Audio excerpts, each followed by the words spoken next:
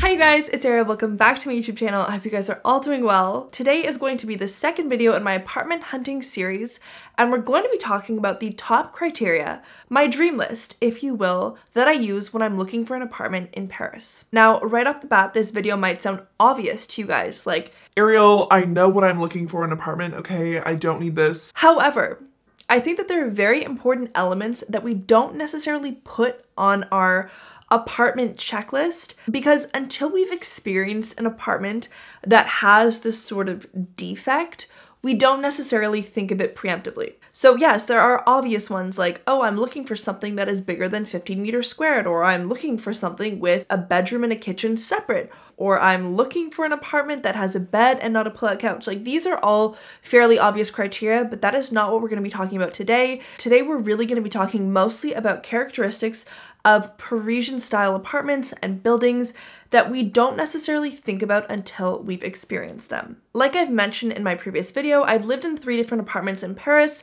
and so I have constructed this list after years of living here and really getting a feel and a sense of what I like and what I don't. Voila! Without further ado, let's get into my Parisian apartment checklist. The very first item on my list, and arguably one of the most important to me, is that the apartment needs to be south-facing.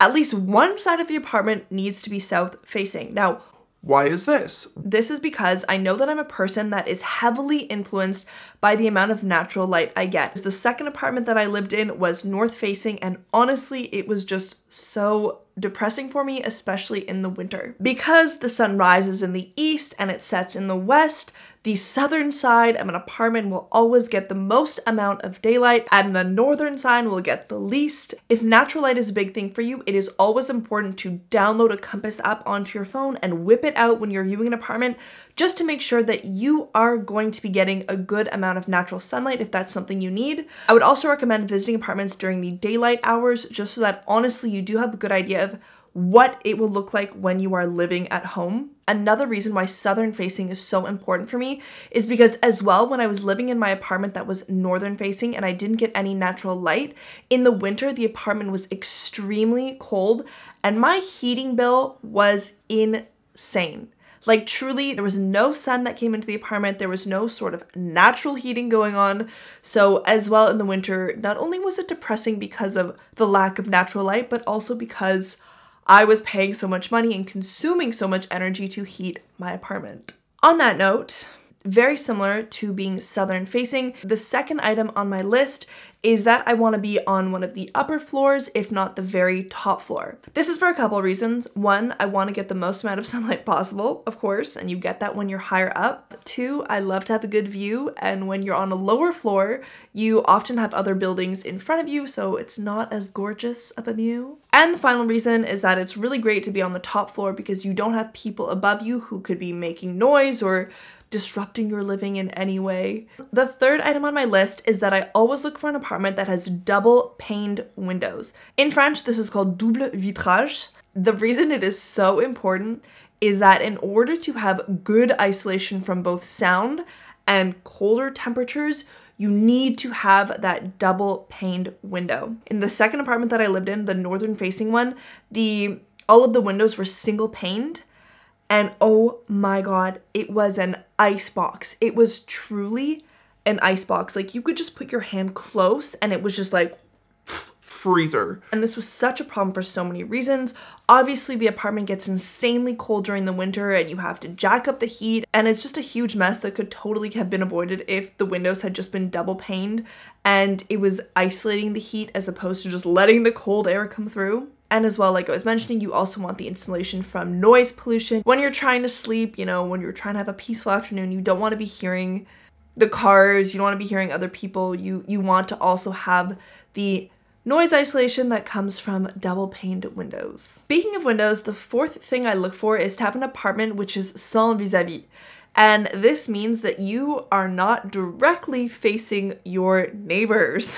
A lot of apartment complexes in Paris sort of have like several buildings around the interior courtyard, and what happens is that often your window is literally right in front of your neighbor's window who's across the courtyard from you. And this can be uncomfortable for a few reasons. First of all, if you really like natural sunlight like I do, it really bothers me to have to close my curtains to avoid my neighbors looking into what I'm doing. And yeah, when you have a vis-a-vis, when you have someone directly in front of you, it just can be kind of awkward because you just watch each other all day, every day in everything you do, which I don't love.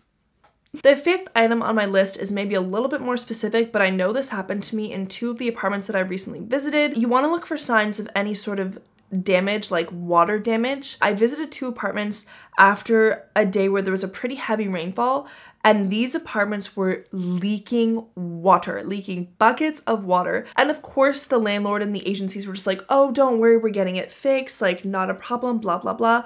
But when you see damage like that, specifically water damage, you know that this is going to be reoccurring. If this is happening because one day of rain, this will reoccur, and this could be a huge problem for you because of the mold or even just general safety. You don't want things falling on you, and this can just very quickly get out of hand, I think. You know, no one wants to have to go through repairs in their apartment and having to, you know, chase down the landlord to get something fixed quickly for your safety, for your health, blah, blah, blah. So yeah, if you notice any type of damage, specifically water damage, I would avoid the apartment. Avoid it. The 6th item that I look for is if the apartment building has an elevator. Now, this isn't a huge deal breaker for me, but as I was mentioning, I typically end up living on the upper floors of an apartment. I'm currently on the 7th floor of the apartment I'm in, and it can be very challenging, not even just for moving all of your stuff into the apartment itself, but like even just lugging your groceries up 7 flights of stairs on a daily basis can be kind of annoying. So if you do intend to live on an upper floor, and if you do know that you have a lot of stuff that you're moving in and that you don't love to climb 150 stairs a couple times a day, then I would maybe think about whether or not having an elevator is important to you. And sort of on that note of amenities, the 7th item that I look for is whether or not the apartment has a washing machine. This never used to be important to me. I don't do excessive amounts of laundry, so it doesn't bother me to go to the laundromat. But in Paris, the laundromats are so expensive. Currently, the laundromat that's located in my neighborhood is €5.50 for a machine and €1.50 for 10 minutes in the dryer. So very quickly, every single month, I pay so much money to do my laundry, and it would just be a lot simpler for me, a lot better for me if I lived in a place that had a washing machine. As well, keeping with this theme of amenities, you also want to make sure that if you have a bike, the apartment complex that you're looking for has a secure bike storage. It will get very frustrating for you if you're a person who bikes to work or who enjoys going for bike rides often to have to lug your bike either upstairs or up the elevator and then store it in your likely very small apartment space. And on that note of storage space, the 9th item on my checklist is that the apartment has a cupboard or some element of storage. As an international person, this is important because you will likely arrive to France or to Paris with a suitcase. And if you don't have a cupboard, if you don't have some sort of overhead storage, where are you gonna put this suitcase? You know, often you can't put things under the bed because it's a pull-out couch. So the pull-out couch doesn't really allow for storage space underneath. And on top of your suitcases that you might have, there are things like brooms and mops and a vacuum and a drying rack for your clothes that you have to think about and that you have to store. And right now this is causing huge problems for me because I already live in a very small space. I live in 16 meters squared, and so I have a lot of these like appliances that are kind of just like scattered in a very disorganized way around the apartment, and it gives me so much anxiety. Now, the 10th, 11th, and 12th item on my checklist really have to do with the security of where you're living. First and foremost, you want to make sure that your door is secure. I could not even tell you the amount of people I know that have just been absolutely robbed, like cleaned out of their apartment in Paris while they were at work or while they were at school. And if the door to the apartment looks sketchy, if it looks insecure in any way, avoid it at all costs. You don't want like a plastic handle, you don't want like a plastic lock, you want a solid wood door that has like triple bolting. I mean, in the ideal scenario, in all the apartments I've lived in, you have like 1, 2, or even 3 locks on the door that you shut every time you leave. And on top of this as well, the apartment that I just visited actually had this. It had sort of like a bar or like a strip of metal on the outside of the door so that people couldn't slip, you know, those little devices, like it's almost like a card that you slip in and you can pop open a lock that isn't deadbolted. Like, you know, when you shut your door and it locks automatically, like the lock like ticks and you can't open the door. People use even like credit cards to slide them past the crack of the door to just push that little piece of the lock in, and then they can just open the door and go into your apartment if you haven't deadbolted it. So yeah, the last apartment I looked for, it had 2 locks. The second lock was like triple deadbolted, and it also had that protective metal strip so that people couldn't just pop the lock off. So please, theft in Paris is so common. Make sure that you're picking an apartment that has a very secure door and a very secure lock.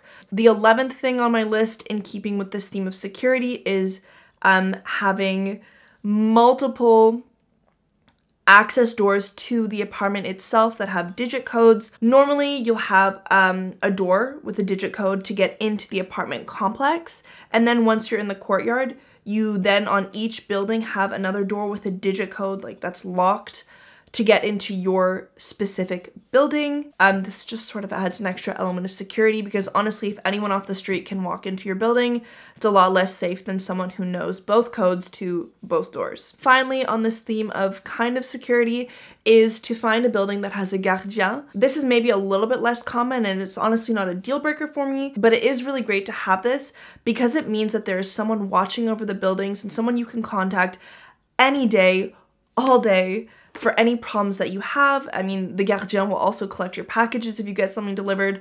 So this is a really good perk. It makes me feel a lot safer when I'm coming home, because I know that if I need help, I know that if someone is following me or something, I can literally just go into the gardien's office and ask for help. And finally, the very last item on my checklist is that you want to make sure that the neighborhood you're looking in is safe. Now, this is important for a lot of reasons, obviously, but for me, I would say there's 2 main reasons. One, people who look like tourists and who sound like tourists, which is definitely me. I mean, I'm taller than everyone and I'm not francophone. If you're an international person, you just automatically attract more theft than someone who is clearly a native to Paris or to France. So it's really important for me to live in a safe neighborhood, a neighborhood that's maybe less busy with bars and clubs, an area that's a little bit more residential, just to really minimize the chances of being robbed.